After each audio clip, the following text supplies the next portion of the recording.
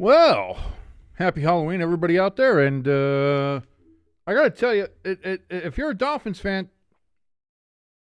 who knew that on this most spookiest of holidays, Halloween, it actually feels a little bit more like Christmas, despite how bad you played last night, despite all the issues and traumas and the fact that you guys have, I believe it is the longest active streak between playoff wins, in which you haven't had one in 24 years now, 25 seasons, something of that nature.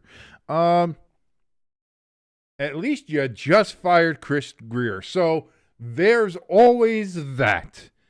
And if there's nothing else that is positive that comes out of this season, you have that. And now you can move forward and maybe get yourself back on track.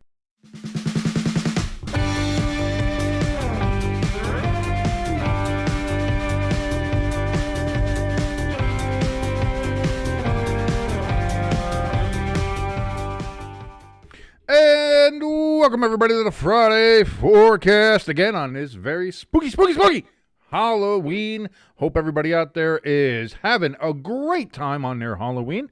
Whether you got the little ones with you, whether you yourself are going out to a lovely Halloween party with your friends and or family and or college kids or whatever the hell it is you're doing, certainly hope that you have a very fun and a very safe happy Halloween out there. And get fat on candy. Don't try not to get diabetes. Try not to have your kids get diabetes. But also, if you do have kids, steal their Reese's peanut butter cups. That's just they don't deserve it. They don't deserve it.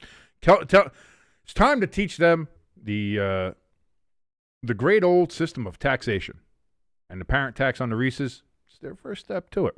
By the way, thank you so much for joining us here on Stay Tuned Sports. My name is King. If you like any part of this show, any part of this channel, anything that we do here, our live streams, these things here, we have the countdown. We also have here the Friday forecast, our main podcast on Wednesdays. Any part of it that you like, hit that like button, hit that share button, share us around, please. And of course, if this is your first time here, please hit that subscribe button. Helps us out tremendously. Thank you so very much. If you want to help out a little bit more directly, we also have our link for our donation station and our merch store, which has our brand new Fuck the Ref shirts available in a hoodie and in a t-shirt as well. Those links in the top of the chat, which is wide open. Come in, say hi, say hello, say how you doing. Also, we have those links down in the description below. So, now that we've got that out of the way, I only have one more kind of ad read here for you, and that's for our good friends from Dubby, by the way. And if you're having a little bit of problem grinding through your day, staying up at night to study, work, watch a bunch of football games or baseball games recently now. Again, I believe Game 6 is tonight in the World Series up in Canada. We're going to see if can the Dodgers extend it to 7, or will the Canadians win their first Major League Baseball championship in, 32 years? Something like that, 32, 33 years? They will have won a World Series twice. Since they've won the Stanley Cup up there in Canada, so that's okay. You guys can have that piece of metal. We'll keep the Stanley Cup. Anyway, if you have a problem doing any of that, staying up to watch all of that stuff, this is for you. You don't need those sugar crashes, none of those mystery chemicals to help you keep your focus. And you know what I'm talking about. Big, tall, thin can. It's got like a little silver, a little blue on it, things like that. It's got some kind of colored little animal on there. You know, I can't quite say the name, but you know what I'm talking about. You know, long, thin can. You know the one I'm talking about. You don't need that one. What you need is Dubby. It's the clean energy drink that's built for focus, stamina, and zero sugars. Why? There's no sugar. There's no artificial flavors. Just pure, crash-free energy. You don't have to worry about those jitters when you don't have the sugar. Dubby is packed with vitamins and the science-backed neurofactor, baby. Whoa. So boost your brain and your body without any of the junk. So whether you're streaming 3 NFL games in a day, like I sometimes do on the Sundays there, whether you're studying, lifting, smashing those buttons, or maybe you're here just smashing, go ahead. Dubby's got your back. Go to dubby.gg right now and use the code STSports for 10% off of your order. That's DUBBY.GG. And don't forget that code STSports, STSPORTS, for your discount. W Energy, be better. And you can be better with W. There you go. So we're heading into week 9. We already had our first game of the week, and again, it was another Thursday night stinker. Unfortunately, we had a great run of Thursday night games early on in the season there. Last 2 weeks, though, have been not so great, not so fun to watch. The Dolphins got absolutely smashed. And again, here's the thing, too. It's not that the Dolphins got smashed by the Ravens. It's that the Dolphins made so many mistakes on their own. And, of course, one really terrible penalty call on a play that would have given them first and goal at like the 3-yard line, which, by the way, fuck the refs. Hoodies and T-shirts available at our store. Link in the top of the chat and in the description below. I'm gonna every time the refs are gonna say something, I got that shirt. I'm gonna plug the hell out of that shirt because that should be a shirt that should be worn in every NFL stadium by every NFL fan. And I'm not just saying that because that would make me a lot of money, and it would make me a lot of money, but it's also a very true statement, and that should be worn by everybody. But the Dolphins really got in their own way.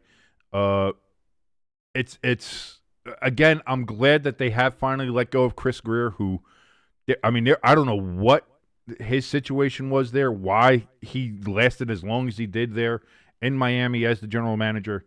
But, I mean, if you ask Dolphins fans, this was a day that was long coming, and there we go. And now it's there. And now we're here. And we don't, Dolphins fans do not have to worry about Chris Greer, the bad mitt. He's not going to hurt you anymore. He's not going to hurt you anymore. So let's see. I want to make sure, because there's some other news here. Mac Jones will be starting for the 49ers against the New York Giants.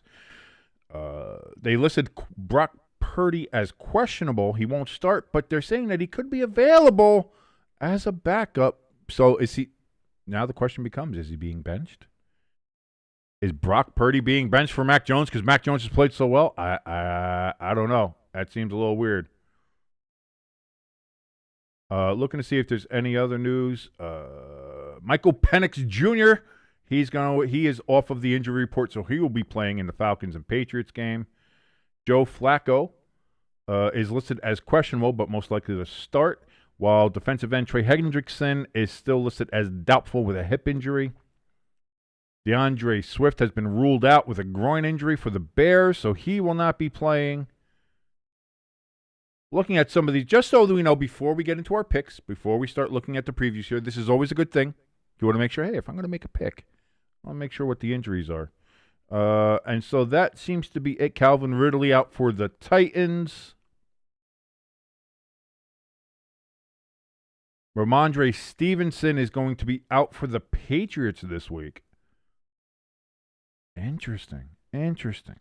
All right, so let's go ahead. Let's just jump into the preview here. Let's take a look at who we've got coming up here in Week 9 and what our picks should be. Let's go to the vertical board.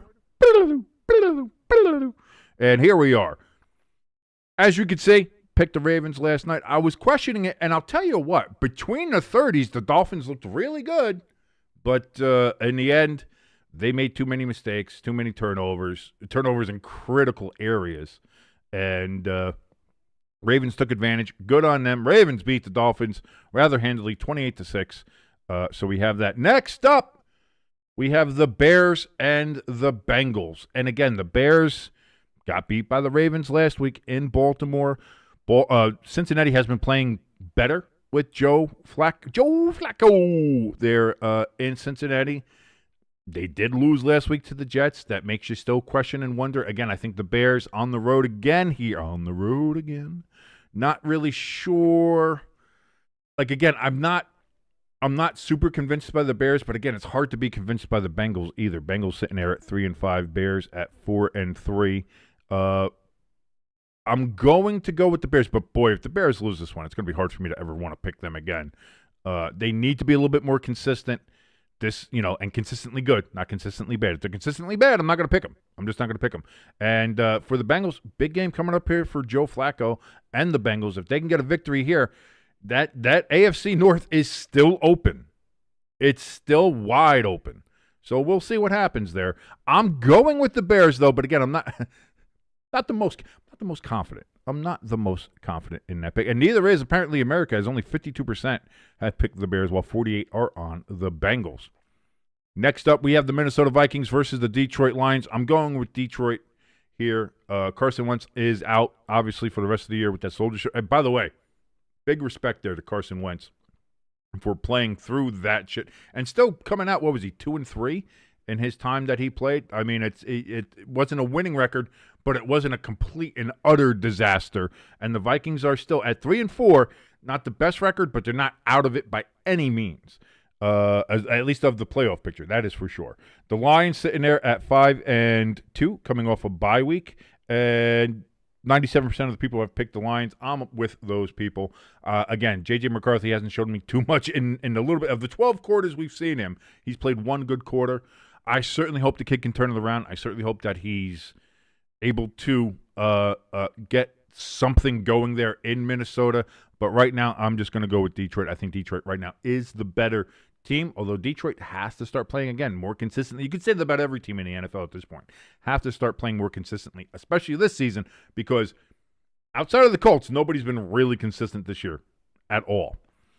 Panthers versus the Packers is our next game. I've got Green Bay there. Again, I'd like to pick Carolina. Again, a lot of people wanted to pick Carolina last week against the Bills, and it just that didn't work out well. Now they got to travel to Lambeau. The Packers 5-1-1.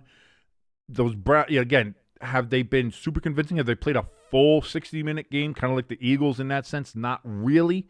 But their second half against the Steelers last week was great. If they can bottle that and play games as consistently as they did in the second half against the Steelers, that's the Packers team that everybody will then fall in love with again and be like, hey, this is a legitimate contender. Again, even if they beat the hell out of Carolina, I think some people are still going to have questions because it's going to say, well, you beat the Panthers. Who really cares about that? But I'm looking for consistency. And listen, it's the team that you should beat, and you should beat well. Let's see if the Packers can do that. I have the Packers over the Panthers. Next up is the Chargers. Go, Chargers, go. They're taking on the Tennessee Titans. And, yeah, I'm sorry, Tennessee. I can't pick you. You're 1-7. You already fired your coach. You got a rookie quarterback. You guys are trying. Plus, we know Calvin Ridley now is out for that game as well. The Chargers, they're dealing with a ton of injuries as well. Joe Alt is back. He's been back for a couple weeks now. The offensive line is what it is. I don't think Omarion Hampton is back at running back yet there for them. I haven't seen anything on that anyway. Still, they're in Tennessee, and the Chargers, even with their slight inconsistency of play, I feel like they should be able to go into Nashville and beat the Titans. I have the Chargers, as does 98% of the people. They are on the Chargers with only 2% picking the Titans. God bless the Titans' families and friends for going ahead and picking that. Next up is the Falcons and the Patriots. Now, we know Stevenson, the running back for the Patriots, is going to be out for this game. They are playing up at Gillette, though, and the Falcons, having just gotten mollywopped by the Dolphins, who themselves just got mollywopped by the Ravens. And if you want to look at a team that is the personification of inconsistency, it is these Atlanta Falcons. Now, Michael Penix is coming back from the knee injury, so we'll see if there's any response there. Again, I think the biggest problem is the fact that in their last game where they got destroyed by Miami, Bijan Robinson only touched the ball 9 times. That's the problem. As everybody is just screaming from their couches, hand the ball off to Bijan Robinson. Just give him the goddamn ball. And if they would do that, they would have a better chance to win. Kind of like the Bills game, which we watched. So if they give the ball to Bijan Robinson, the Falcons have a chance. I don't know if they're going to do that, though.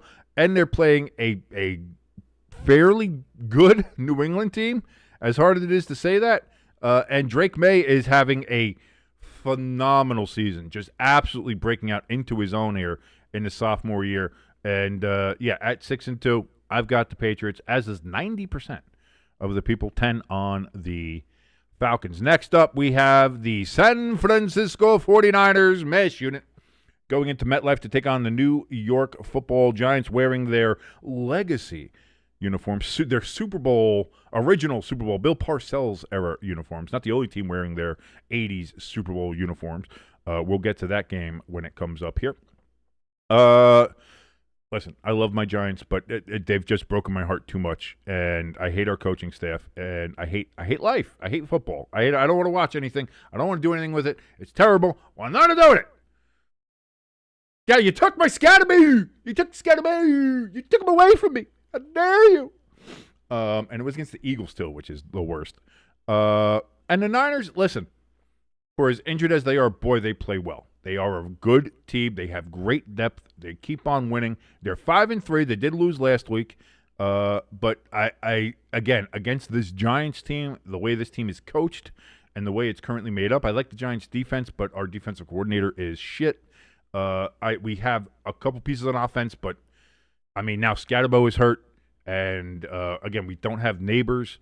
Jackson Dart can try to do all he can do. Hopefully he doesn't get hurt next, but who knows at this point? And maybe I just jinxed it. Maybe I just cursed it.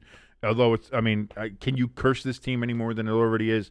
I've picked the Niners as much as I hate the 49ers. I want to win games. So I'm going to pick the 49ers there, as did 86% of the people, which to me seems pretty low. I would have figured there would have been a lot more people on the Niners. I figured that would have been a 96, 97%. Instead, it's only 86. Next up, the Colts and the Steelers.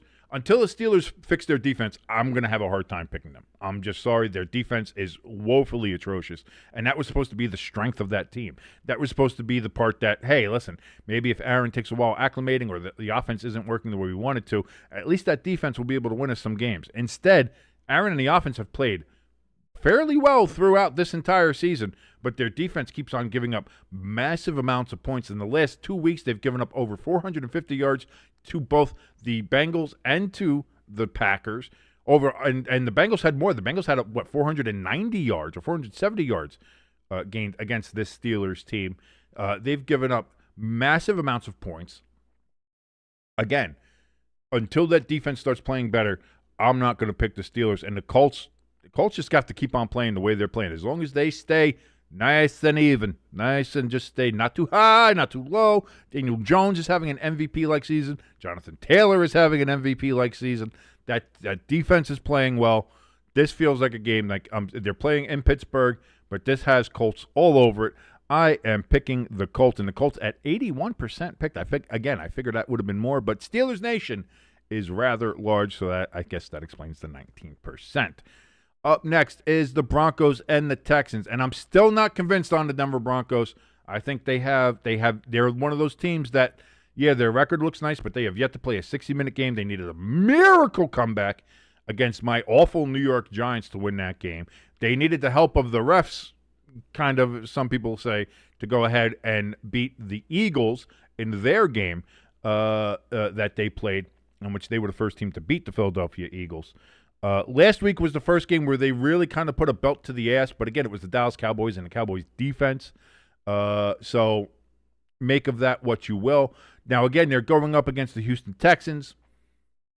Again, because of how Houston is, I'm going to pick the Denver Broncos here, but I'd like to see them put together a 60-minute full game where they can just absolutely tear it up. And if they can do that, if Bo Nix can start trying to be a little bit more consistent with his throws, and that offense could be more consistent, along with that Denver Broncos defense, the Broncos can go far. But until they start doing that, I'm still very weary of the Orange Crush there in Colorado. Again, they're playing this in Houston, but I'm going with the Broncos, who also have 82% of the people on their side. Next up, Jaguars and the Raiders. Raiders are just bad. Jaguars are inconsistent, but the Raiders are bad. Going with Jacksonville on this one, as is most of the people. 88% on the Jags. Duval is going to get the win there, or so I predict. Up next, the Saints and the Rams. And again, I've professed my love for the Saints many times on this show. Love the Saints. Love how they go out there and just give it their all and perform and do their best, even though they're maybe not very good. Now we know Tyler Shuck is the starter from here on out. They have benched Spencer Rattler. So let's see what happens here as they go into Los Angeles to take on, fresh from the bye, the Los Angeles Rams. I'm sorry, I like the Saints, but they got no chance in this one. Again, I think I think they can make it a game. I think they'll make it somewhat interesting. But again, they're on the road. Their blowouts have happened on the road this season so far. Yeah, give me the Rams. 99% of the Rams. This one's really not too much to talk about, other than my talking about how much I love the terrible, terrible Saints team. But I do love them. I really do. To me, they're the personification of effort and will, even in a losing situation. God bless them. Go Saints. But again, I've picked the Rams. Next up, and this probably is going to be everybody's game of the week, the one they really want to watch. The Kansas City Chiefs go into Orchard Park in Western New York to take on the Buffalo Bills. And I'm going with the Chiefs. Again, Buffalo has been that's I think the word of the season we're going to work here is the inconsistency. That is the word of 2025 when it comes to the NFL. And the Bills can play good. They can also look shaky. They let the Falcons beat the shit out of them. They've let even in some of their wins didn't look great. They're a team that have looked great in some games, not others. And again, some of you look at who they've beaten and their records, maybe not the best, and the games they've lost, you start questioning, is this a team?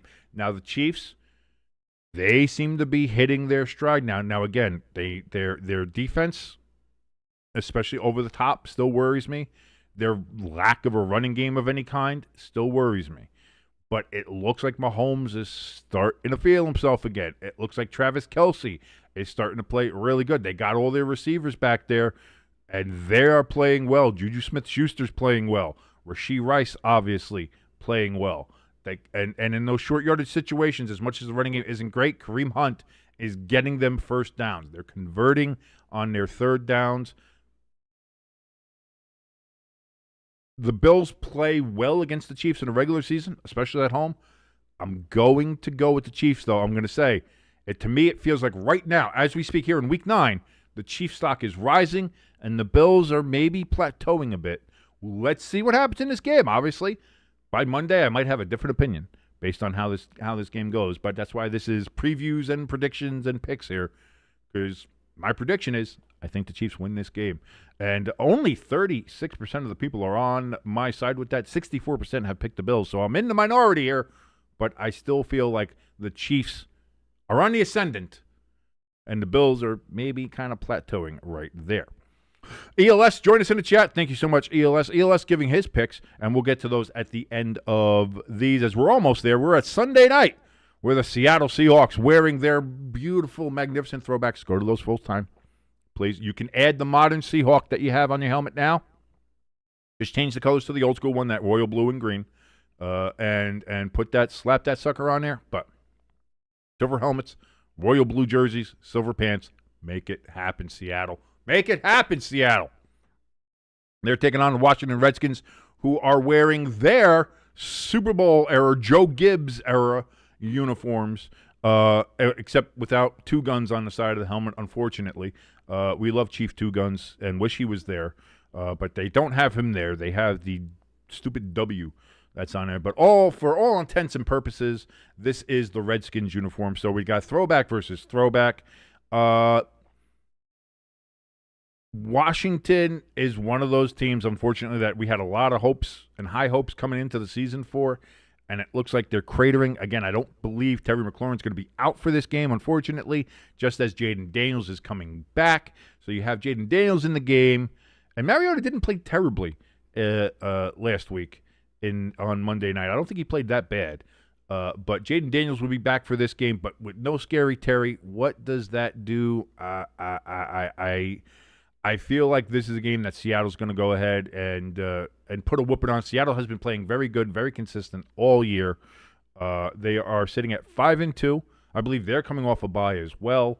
They're very well rested. They're a well rested bunch out there in Seattle. Their defense has played well. JSN has been a revelation up there in Seattle, and Sam Darnold. Boy, Minnesota, I bet wishes they still had him. I bet you anything they still wish they had him. But yeah, I'm going to go with Seattle on this one over the Washington Redskins on Sunday Night Football. 82% of the people also on Seattle. with only, what do we got? 18% there on the Redskins. And then Monday night, boy, I'll tell you what. If Jacoby Brissett was playing in this game, I might have thought about picking my Desert Birds. But it appears that Kyler Murray is going to be playing in this game, from what I understand. Let me check real quick to make sure I'm not making a bad choice here.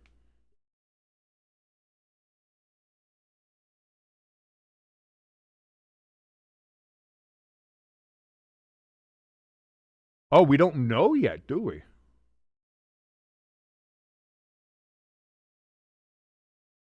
Yeah, I think they said that he's going to do it, but here's the deal. Jacoby Brissett continues to lead the practice drills ahead of Kyler Murray during the open portion of Cardinals practice, and this is just from 2 hours ago.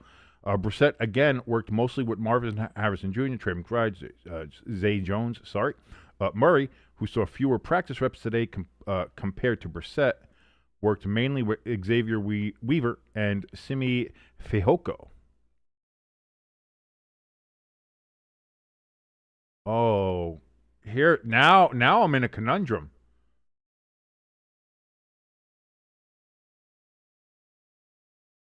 What do we do? I might, ladies and gentlemen, here's the deal. I was like, man, if Kyler Murray is going to start, I'll go with the Cowboys. I like their offense against that Cardinals defense. I think if Jacoby Brissett starts, the Cardinals really have a shot. And that's why you see there, the Cowboys is selected. I picked them. I was like, oh, if the Kyler Murray starting, I'm going to pick the Cowboys. With this coming out of Jacoby Brissett still getting a starter's reps there in practice on Friday. Now again, they're playing on Monday, so they have an extra day. So maybe there could be something that happens, and I might have to change my pick again. And if more news comes out before the Monday night game where it's going to be Kyler Murray starting, I will switch it back to the Cowboys. I'm letting you know that right now, so that there's no ambiguity here.